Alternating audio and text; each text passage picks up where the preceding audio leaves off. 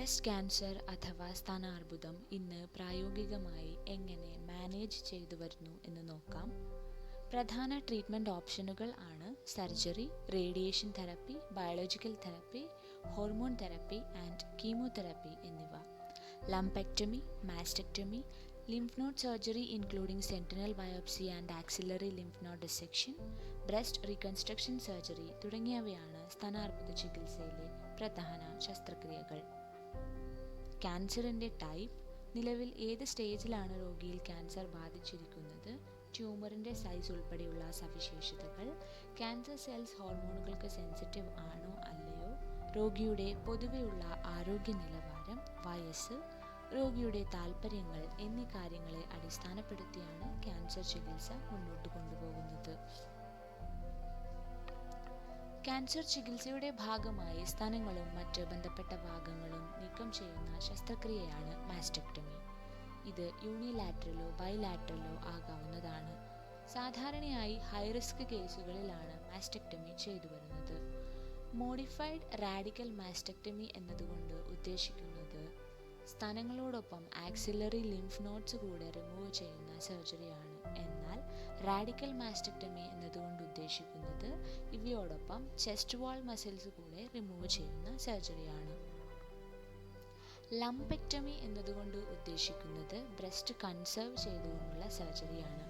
ശസ്ത്രക്രിയ വഴി സ്ഥാനാർബുദത്തിൻ്റെ ഭാഗമായി ഉണ്ടായ ട്യൂമറും അതിൻ്റെ ചുറ്റുമുള്ള വളരെ കുറച്ച് ഹെൽത്തി ടിഷ്യൂസും ആണ് ലംപെക്ടമി വഴി നീക്കം ചെയ്യുന്നത്.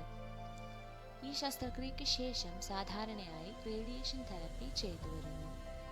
വേദന, സ്തനങ്ങളുടെ സാധാരണ ആകാരത്തിൽ നിന്നുള്ള വ്യത്യാസം, മുറിവുകളുടെ ഇൻഫെക്ഷൻ എന്നിവ ശസ്ത്രക്രിയയ്ക്ക് ശേഷം രോഗിയിൽ ഉണ്ടാവാം. ആക്സിലറി ലിംഫ് നോഡ്സ് നീക്കം ചെയ്യുന്നതിൻ്റെ ഭാഗമായി ആക്സിലറി ലിംഫഡെനോപ്പതി ഉണ്ടാവുന്നതായും കണ്ടുവരുന്നു.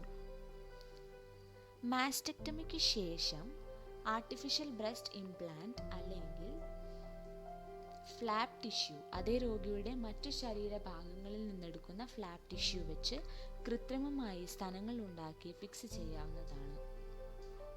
ഇതിനെയാണ് reconstructive surgery or breast implant surgery എന്ന് പറയുന്നത്. ഹൈ എനർജി എക്സ്റേസ് ഉൾപ്പെടെയുള്ള റേഡിയേഷൻ ഉപയോഗിച്ച് ക്യാൻസർ സെൽസിനെ നശിപ്പിക്കുന്ന ചികിത്സാ രീതിയാണ് റേഡിയേഷൻ തെറപ്പി. ഏത് സ്റ്റേജിലുള്ള ബ്രസ്റ്റ് ക്യാൻസർ രോഗിക്കും ഈ തെറപ്പി ഉപയോഗിക്കാവുന്നതാണ്. ലംപെക്ടമിക്ക് ശേഷം അവശേഷിക്കുന്ന ബ്രസ്റ്റ് ടിഷ്യൂവിന് റേഡിയേഷൻ നൽകുന്നതും മാസ്റ്റെക്ടമിക്ക് ശേഷം ചെസ്റ്റ് വാൾ റേഡിയേഷൻ നൽകുന്നതും ഇതിൻ്റെ ഭാഗമാണ്. ഇതുവഴി ക്യാൻസർ തിരിച്ചു വരുന്നത് നിയന്ത്രിക്കാൻ സാധിക്കും. റേഡിയേഷൻ തെറപ്പിയുടെ ഭാഗമായി ചെറിയ വേദനയും നീർവീക്കവും തൊലിപ്പുറത്ത് സൂര്യാഘാതമേറ്റതുപോലുള്ള പാടുകളും ഉണ്ടാകുന്നത് സാധാരണയാണ്. ആൻറ്റി ക്യാൻസറസ് ഡ്രഗ്സ് ഉപയോഗിച്ചുള്ള ക്യാൻസർ ട്രീറ്റ്മെൻ്റ് ആണ് കീമോതെറപ്പി.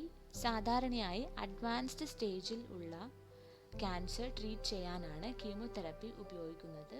ഇതുവഴി ക്യാൻസർ സെല്ലുകളുടെ മെറ്റാസ്റ്റാസിസ് പ്രതിരോധിക്കാൻ സാധിക്കുന്നു. ക്യാൻസർ ഡ്രഗ്സ് IV ഫോമിലും ഓറലി ആയും കൊടുത്തു വരുന്നു. ഡ്രഗ്സ് രക്തത്തിൽ കൂടെ സഞ്ചരിച്ച് ക്യാൻസർ സെല്ലുകളിൽ എത്തി അവയെ നശിപ്പിക്കുന്നു. ആദ്യഘട്ടത്തിൽ സാധാരണയായി 3 മുതൽ 6 മാസം വരെ കീമോതെറപ്പി ചെയ്തു വരുന്നു.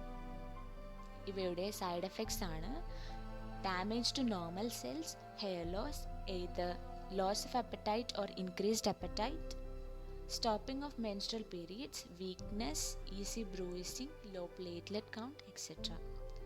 ചികിത്സാ രീതികൾ എത്രയൊക്കെ പുരോഗമിച്ചാലും രോഗിയുടെ മാനസിക ആരോഗ്യം ക്യാൻസർ ചികിത്സയിൽ ഏറ്റവും പ്രാധാന്യമുള്ള ഒന്നാണ്. രോഗികൾ സ്വന്തമായി ആത്മവിശ്വാസം വളർത്തിയെടുക്കാനും ചുറ്റുമുള്ളവർ അവരെ അതിന് പ്രാപ്തരാക്കാനും ശ്രദ്ധിക്കേണ്ടതാണ്. അതെ, രോഗങ്ങൾ ഏത് രൂപത്തിൽ തളർത്താൻ ശ്രമിച്ചാലും തോറ്റുകൊടുക്കില്ല എന്നുറപ്പിച്ച് എന്തിനേയും നേരിടാനുള്ള മനോധൈര്യമാണ് ജീവിതത്തിൽ നമ്മെ ഓരോരുത്തരെയും മുന്നോട്ട് നയിക്കേണ്ടത്.